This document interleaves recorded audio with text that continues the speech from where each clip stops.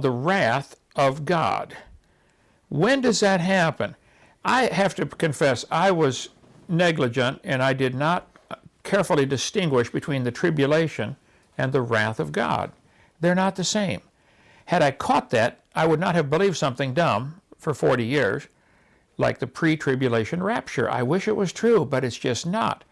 There's a period of time where God's wrath is poured out on the earth. That's this dark purple section on my chart right here. Let me try to make my case, and if I'm wrong, I'd like somebody to explain to me carefully. I've seen, I think, all 5 or 6 theories on this topic. The day of Christ is obviously the day of the rapture. We covered that earlier. That's the day that we are raptured out of here. That's the day the race is over. It's mentioned 7 times in the Bible. The day of the Lord, though, is a 1,000-year period, and it has 2 parts to it, a time of wrath and a time of great blessing. And I've got it marked with a lightning bolt for the wrath and the smiley face for the blessing. So on my chart, I have it divided up, this day of the Lord, this 1,000-year period, into 2 parts, a time of wrath and a time of blessing. The day of the Lord is mentioned about 200 times in the Bible. Sometimes it's talked about as a wonderful time, and other times it's, whoa, get out of the way, God's angry. And I didn't understand the difference, but I think I can make it simple for you. The day of the Lord starts off with a time of wrath, where he cleans house. He's going to show the world who's boss. It's his world from the beginning, but he possessed the kingdom, but he didn't subdue his enemies. He's going to take 1,040 days, about 3 years, to do that, and I think I can prove that to you. So there's a time of wrath and then a time of great blessing, when the lion lays down with the lamb, or wolf, whatever it is, wolf and the lamb lay down together. Now on this chart, this light purple part, we had to take out 231 feet, because it would be purple from here to the lake, maybe a really long chart. I don't want to sell one that big or carry one that big. So if you guys want one of my charts, brother, who are you, Anna? Give them one. You'll get old and senile someday. Okay, so Isaiah chapter 2 says, "For the day of the Lord of hosts shall be upon everyone that is proud and lofty, and upon everyone that is lifted up, and he shall be brought low." This is where God starts to put his wrath on the world. The sun and the moon go dark. That's the sign that Jesus' disciples were told to watch for, when the sun and the moon go dark. Remember that mentioned 10 times. We covered that a couple of broadcasts ago. Joel said, "The sun shall be turned into darkness and the moon into blood before the great and notable day of the Lord come." Well, couldn't be more clear. Repeated in Acts 2:20. "The sun shall be turned into darkness and the moon into blood before that great and notable day of the Lord come." So we know the sun and the moon go dark before the day of the Lord starts. Simple enough. "In that day a man shall cast his idols of silver and his idols of gold, which they made each one to worship himself to worship, to the moles and to the bats, to go into the clefts of the rocks and into the tops of the ragged rocks, for the fear of the Lord and for the glory of his majesty." So when that day comes, the people are going to throw their idols away and run and hide. "Howl ye, for the day of the Lord is at hand. It shall come as a destruction from the Almighty." There are about 200 references to the day of the Lord, and many of them talk about it being a day of wrath, a day of destruction. The day of the Lord starts with a time of wrath. And then after the Battle of Armageddon, it becomes a great day of great blessing when Jesus rules the world from Jerusalem. Isaiah 4, "In that day 7 women shall take hold of one man, saying, We will eat our own bread and wear our own apparel. Only let us be called by thy name to take away our reproach. In that day shall the branch of the Lord be beautiful and glorious." Here we have in the same verse the bad part and the good part in the very next verse. It's always been confusing to me, this day of the Lord. Is it a good day or a bad day? Yes. It depends which part you're talking about. "And it shall come to pass in that day that the remnant of Israel, and such as are escaped of the house of Jacob, shall no more again stay upon him that smote them, but shall stay upon the Lord, the Holy One of Israel, in truth. and the remnant shall return, even the remnant of Jacob, unto the mighty God. So in the day of the Lord, the people return to the Lord, and it's wonderful. Wrath is what God does to the world. Why do the heathen rage and the people imagine a vain thing? Psalm chapter 2. Then, verse 5, then shall he vex them in his wrath. Then shall he speak unto them in his wrath, and vex them in his sore displeasure. This is what happens to who? The heathen, not the Christians. Psalm 21, thou shalt make them as a fiery oven. In the time of thine anger, the Lord shall swallow them up in his wrath. Proverbs 11, the desire of the righteous is only good, but the expectation of the wicked is wrath. Now, if you're watching my program, and some of you skeptics and scoffers that continually comment over and over under 5 different names, as if you're fooling somebody, I have to just tell you what the book says. You don't have to believe it, and I'm sure you don't. But the Bible teaches clearly that someday the very God that you don't believe in is going to be angry at you, and you're going to experience his wrath. And there's nothing like the wrath of God to fall on the world. And I'm sorry, I'm trying to warn you, you could right now be forgiven and be saved and receive Jesus Christ, but you're refusing to do that. Okay. God says, this is what's coming. This is what you can expect. The expectation of the wicked is wrath. Isaiah 9, through the wrath of the Lord of hosts is the land darkened. Isaiah 13, therefore I will shake the heavens, and the earth shall remove out of her place in the wrath of the Lord of hosts. Now 3 verses before this in Isaiah 13:10, the sun and the moon go dark. So the sun and the moon go dark is the key, and then the wrath of God falls after that. Isaiah 14, the Lord hath broken the staff of the wicked and the scepter of the rulers, he who smote the people in wrath with a continual stroke. Again, the wrath of God only falls on the heathen. Jeremiah 7, the Lord hath rejected and forsaken the generation of his wrath. This is an indication you have been forsaken of God. Jeremiah 7. Jeremiah 10, but the Lord is the true God, he is the living God and an everlasting King. At his wrath the earth shall tremble.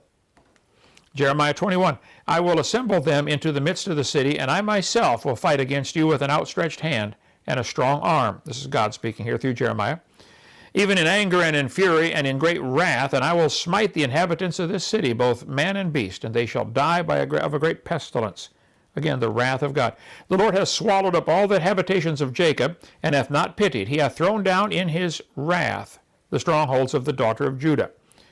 Behold, the day cometh, behold the day, behold, it is come. The morning is gone forth, the time is come, the day draweth near. Let not the buyer rejoice, nor the seller mourn, for wrath is upon all the multitude thereof. That's the day to watch for.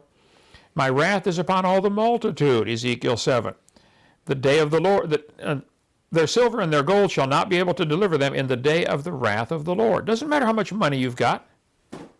If God's mad at you, you're done. And he is angry with the wicked every day.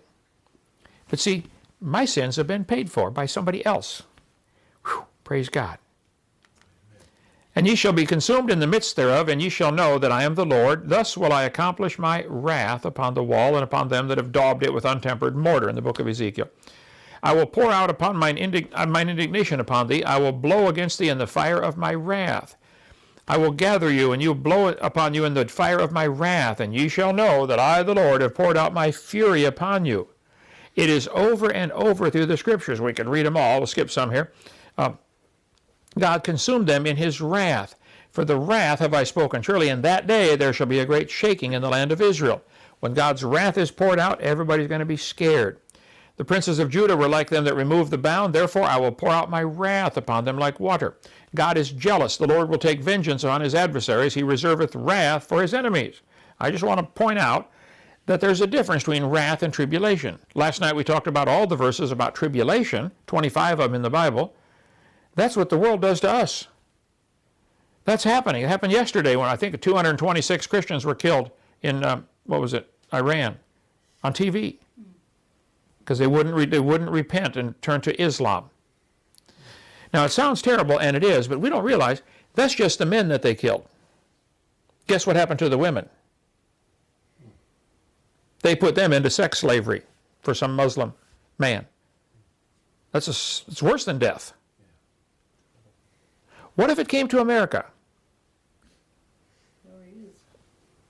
How would you husbands feel? I mean, it's great that you're brave enough to sacrifice your life for the Lord, and I hope we all have the courage to do that, but think about what happens to the women and children. God is writing all this stuff down. He's angry about it, but he's still giving them a chance to repent. And Judgment Day, he's going to have everything straightened out. Everything. The great day of the Lord is near, Zephaniah said. It is near and hasteth greatly, even the voice of the day of the Lord. The mighty shall cry then there bitterly. That day is a day of wrath, a day of trouble and distress, a day of wasteness and desolation, a day of darkness and gloominess, a day of clouds and thick darkness, a day of the trumpet and alarm against the fenced cities and against the high towers. Neither their silver nor their gold shall be able to deliver them in the day of the Lord's wrath. Therefore came a great wrath from the Lord of hosts, Zechariah said. Your fathers provoked me to wrath. It's over and over, about 200 references to wrath in the Bible. This is something God does to the heathen.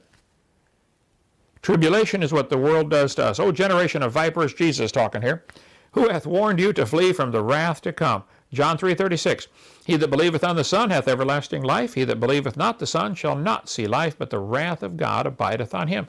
Who's the wrath for? The ones who don't believe. That's what it says. The wrath of God is revealed from heaven against all ungodliness and unrighteousness of men who hold the truth in unrighteousness. Romans 1. You treasurest up unto thyself wrath against the day of wrath and revelation of the righteous judgment of God. See, the heathen are saving up God's wrath, and they don't even know it. They're out there having a blast, they think, sinning and laughing and joking and making fun of Christians and killing Christians. And God is saving up his wrath. He's getting angrier and angrier, and he's all of a sudden going to unleash it on you. And you think you're getting by. You're not getting by with anything. Every idle word men shall speak, they shall give account thereof in the day of judgment. Matthew 12, 34, 35, 36. Romans 5. But God commendeth his love toward us, in that while we were yet sinners, Christ died for us. Much more then, being now justified by his blood, we shall be saved from tribulation. No, we're not going to be saved from tribulation. I wish we were, but we're not. From wrath.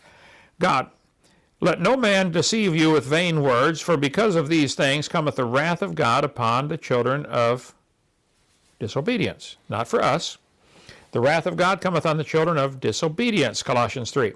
1 Thessalonians, to wait for the Son from heaven, whom he raised from the dead, even Jesus, which delivered us from the wrath to come. So if you're saved, you won't be here for the wrath of God.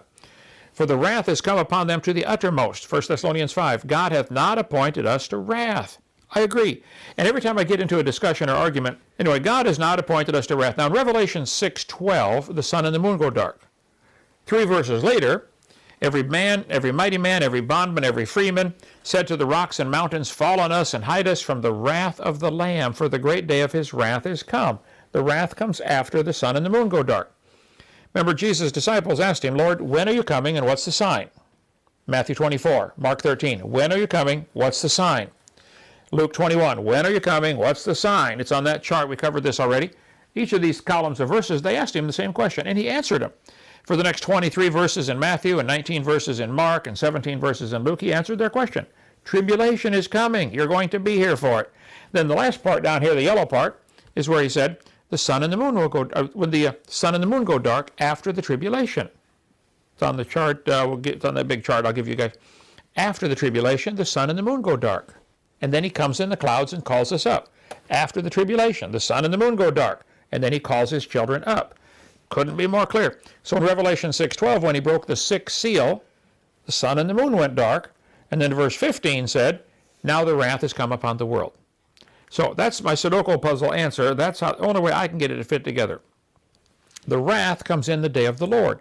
And everybody for years has been trying to squeeze everything that happens into 7 years. And that's the problem. This comes in the day of the Lord, which comes after the 7 years. So it takes about 10 years for all this to take place. Okay, the third angel sounded, followed them, said, if any man worship the beast and his image, the same shall drink of the wine of the wrath of God. There's coming a time soon where you will not be able to buy or sell without a mark, probably a computer chip in your hand. It's already, you can see that technology is here. It's racing like a freight train right toward us. It'll just simply be a matter of you cannot buy or sell. And then if you do take that mark, the wrath of God is going to be upon you. If you don't take the mark, you can't buy or sell. But if you do take it, God's wrath is going to be poured out. I'd suggest you not take it. I think we're headed for trouble. But hang in there. God preserved his children through trouble all the time in the Bible. Didn't they go through the lion's den, through the fiery furnace, through the Red Sea? I mean, walked on the bottom of the Red Sea. Just stay close to the Lord, my advice.